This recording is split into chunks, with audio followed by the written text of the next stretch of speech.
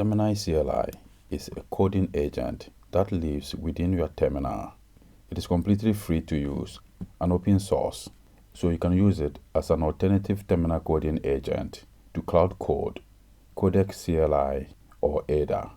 I want to show you how to get started quickly. First, you need to visit this repo. You can find a link in the description of the video. Over here, they have a quick start guide. To get it installed, you need Node 18 or a later version. To install the Gemini CLI, you can use any of these commands. I will select this option because I want to install it globally on my machine. Let's launch Cursor and paste the command here and press the return key to run it. We should wait for a moment. In the next step, it will ask about choosing a theme. You can select any of these themes, but I prefer the default one. Next, you should select how you want to log in. Let's leave it as login with Google. So I'm going to select my personal Google account.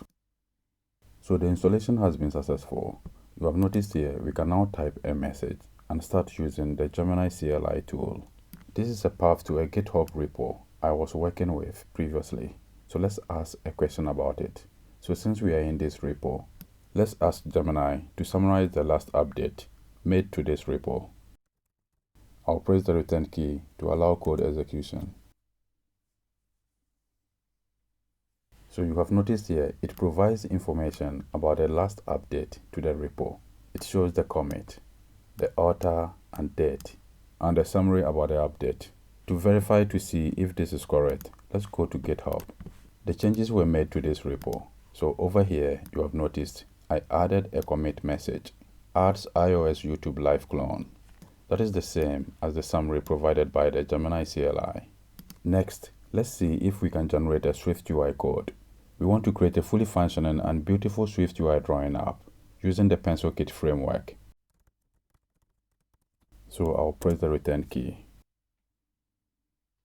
You have noticed here, it has drawn a spline.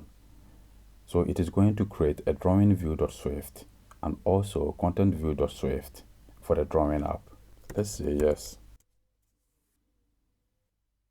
So you have noticed here, it was able to generate a Swift UI code for the drawing app. We have two files, content view and the main app file